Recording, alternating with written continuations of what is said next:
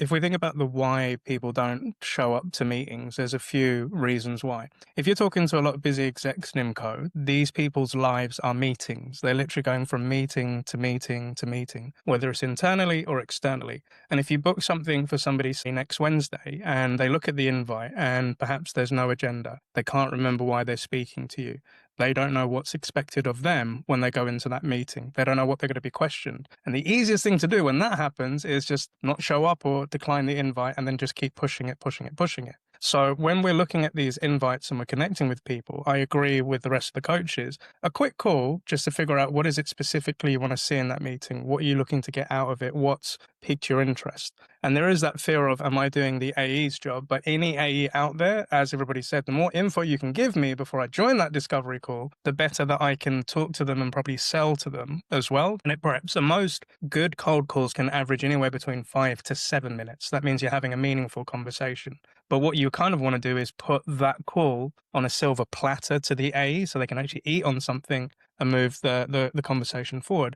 But let's just say we're in that cold call and we're coming toward the end of it. I kind of have like a 5-step process to lock in the meeting to make sure that they turn up. So Nimco, if we're having a good conversation, I said, look, by the sounds of it, it would really make sense for you to show Schuster. So what I would state as a next step is to meet my product expert or my account executive. We can go through your use cases and actually show you how this could work within your world. Another question that I like to ask Nimco is, do you feel there's anybody that would be left out if they didn't join this call? Because the more stakeholders or more people we can get into a sales cycle at the beginning, the quicker the sales deal will go rather than doing multiple demos to different people. So who else would benefit or who would feel left out if they didn't join in? I always have my calendar to hand and I suggest 2 dates and 2 times in the next 2 weeks. Because anything after 2 weeks, you lose momentum, they forget about you, they get busy, and I try to get them in there. But let's just say, Nimco, you say next Wednesday at 9 a.m. Nimco, after this call, I'm going to send a follow-up email to introduce Scott, my AE. I'll give you a 1-minute video as to what Schuster does and how we help people. But Nimco, if I send out this invite and I haven't seen that you've accepted it by the end of this week, do you mind if I give you a quick call to make sure we're still on? Psychologically, this person is now confirming and agreeing to that meeting, and they know that they'll get a call from you if they don't accept.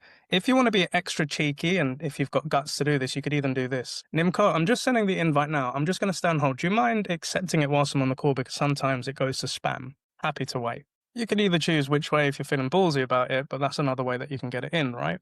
The next thing is after the meeting, as Ashley and Co said, it's always good to do a real follow-up. So we could say, Nimco, thanks for joining our call. Below is a summary of everything we've discussed today on the cold call.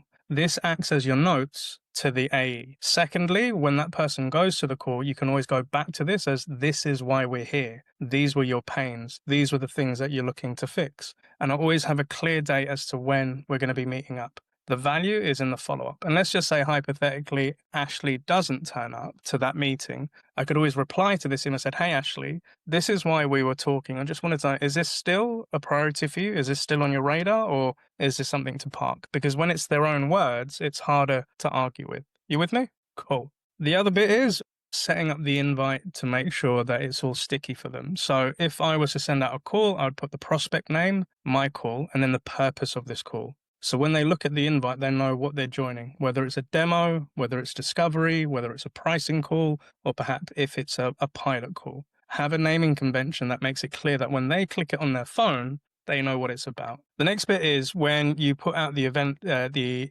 invite, what we need to have is a clear agenda, right? I keep these to 3 bullet points because after 4, you forget what it is when you're beginning that call. But it could be introductions. It could be a customer case study from Schuster. And by default, I always put next steps as a 3rd bullet point. Why? Because I have no idea how this call is going to go when we get to the end. It could be we move to a demo. It could be we move to pricing. It could be they qualify themselves out and we put them to nurture. By having a default as next steps, it always gives me a way that I'm going to go when I get to the end of the call. But what this does, Nimco, is if one of your prospects joins this call, now they know what's expected of them. They're not like a deer in the headlights. They know what's going to be happening in this call. So it could be, if this was a follow-up call, it could be recap of our last discussion, demo on Schuster, next steps, and then just add all the other attendees. Because the other thing is, if you add other people into that call and they haven't spoken to you, they're like, what the hell is this invite? Why am I going to this? But when Yeah. agenda, now they know what's expected and what's happening on the call. Savvy? Yeah.